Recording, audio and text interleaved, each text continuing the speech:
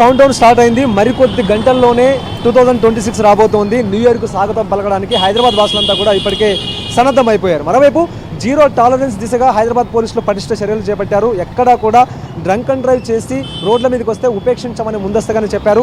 అన్నట్టుగానే 7 గంటల నుంచి తాము డ్రంక్ అండ్ డ్రైవ్ తనిఖీలు చేపడతామని చెప్పినట్టుగానే 7 గంటలకు డ్రంక్ అండ్ డ్రైవ్ తనిఖీలు మొదలుపెట్టారు. ప్రస్తుతం నేను జూబ్లీహిల్స్ చెక్ పోస్ట్ వద్ద ఉన్నాను. జూబ్లీహిల్స్ చెక్ పోస్ట్ వద్ద ఇటు జూబ్లీహిల్స్ ట్రాఫిక్ పోలీసులు డ్రంక్ అండ్ డ్రైవ్ తనిఖీలు చేస్తూ ఉన్నారు. ప్రత్యేకంగా ఒక టీం ఇటువైపుగా వచ్చేటటువంటి వాహనాలను ఆపి వారు మద్యం సేవించారా లేదా అనేటటువంటి అంశాల్లో భాగంగా డ్రంక్ అండ్ డ్రైవ్ తనిఖీలు చేస్తూ ఉన్నారు.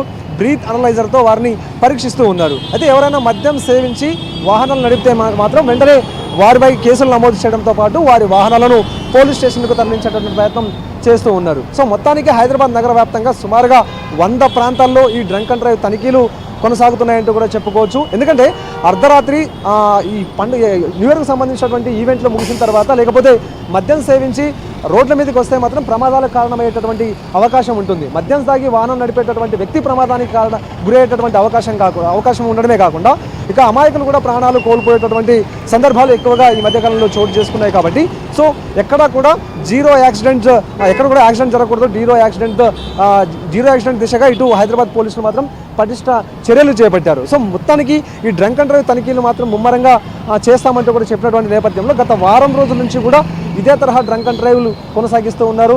సో కొంతమేర ఈ డ్రంక్ అండ్ డ్రైవ్ ఫలితాలు ఇచ్చిందంటూ కూడా ఇప్పటికే పోలీస్ అధికారులు చెప్తున్నటువంటి సందర్భం. సో మొత్తానికి మాత్రం హైదరాబాద్ నగర వ్యాప్తంగా ఇలాంటి సిచ్యువేషన్ కనిపిస్తుంది.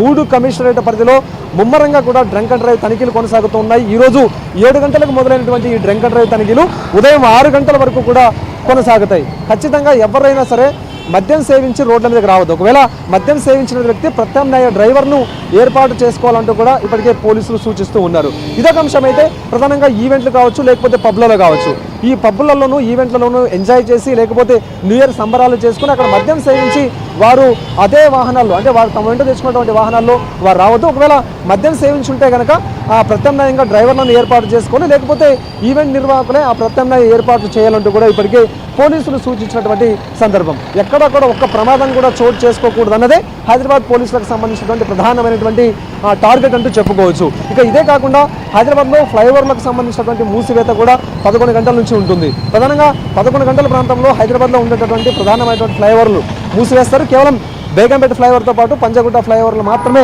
ఓపెన్ చేసి అక్కడ మాత్రమే వాహనాల రాకపోకలకు అనుమతులు ఇచ్చేటటువంటి అవకాశం అయితే కనిపిస్తుంది. సో మొత్తానికి ఒకసారి మనం చూడొచ్చు, హైదరాబాద్లో ఈ న్యూ ఇయర్కి సంబంధించినటువంటి సందర్భంలో ఈ డ్రంక్ అండ్ డ్రైవ్ తనిఖీలు అయితే ముమ్మరంగా కొనసాగుతూ ఉన్నాయి. ఎక్కడా కూడా పోలీసులు మాత్రం ఈ డ్రంక్ అండ్ డ్రైవ్ విషయంలో తను ఎక్కడా కూడా పక్షపాతం చూపించాం. ఖచ్చితంగా ఎవరైనా తాగి రోడ్ల మీదకి వస్తే మాత్రం ఖచ్చితంగా కేసులు నమోదు చేయడం, వారి వాహనాలను సీజ్ చేయడం లాంటివి మాత్రం అప్పటికప్పుడు చేస్తున్నటువంటి సందర్భం. సో మొత్తానికి హైదరాబాద్లో ఎక్కడ చూసినా న్యూ ఇయర్ జోష్ కనిపిస్తూ ఉంది. సో ప్రధానంగా నగరవాసులంతా కూడా న్యూ ఇయర్ను అత్యంత ఘనంగా జరుపుకోవడానికి ఇప్పటికే సిద్ధమైపోయి ఉన్నారు. ఇక ప్రధానంగా ట్రాఫిక్ పోలీసులు మాత్రం ఈ న్యూ ఇయర్కి సంబంధించినటువంటి వేడుకల్లో ప్రధాన పాత్ర చెప్పుకోవచ్చు. ఒకవైపు డ్రంక్ అండ్ డ్రైవ్ తనిఖీలు, ఆ తర్వాత మరికొంతమంది ర్యాష్ డ్రైవింగ్ చేసుకుంటూ లేకపోతే ఖాళీగా ఉండే రోడ్ల మీద పెద్ద ఎత్తున కూడా అత్యధిక స్పీడ్తో వాహనాలు నడిపేటటువంటి అవకాశం ఉంటుంది. మరోవైపు అలాంటి సందర్భాల్లో ప్రమాదాలకు కూడా కారణమయ్యేటటువంటి అవకాశం ఉంటుంది. ఇదే కాకుండా కొంతమంది వెహికల్స్కు సైలెన్సర్లను తీసివేసి ఆ సైలెన్సర్లో శబ్దం వచ్చేటటువంటి సైలెన్సర్లతో రోడ్ల మీదకి వచ్చేటటువంటి అవకాశం ఉంటుంది. అది కూడా ఇబ్బందికర పరిణామాలు కలిగించేటువంటి అవకాశం ఉంటుంది. కాబట్టి అలాంటి వాళ్ళని కనిపెట్టడానికి కూడా ప్రత్యేకంగా ఒక టీంను ప్రత్యేకంగా బృందాలను కూడా ఏర్పాటు చేసి అందుకు అనుగుణంగానే ప్రత్యేకంగా తనిఖీలు అయితే చేపడుతూ ఉన్నారు. సో మొత్తానికి ఈ ముమ్మరమైనటువంటి డ్రంక్ అండ్ డ్రైవ్ తనిఖీలు 7 గంటలకు ప్రారంభమయ్యాయి. అయితే ఉదయం 6 గంటల వరకు కొనసాగుతాయంటూ కూడా చెబుతూ ఉన్నారు. సో మద్యం సేవించి వాహనాలు తీసుకుని రోడ్ల మీదకు రావడమే కూడా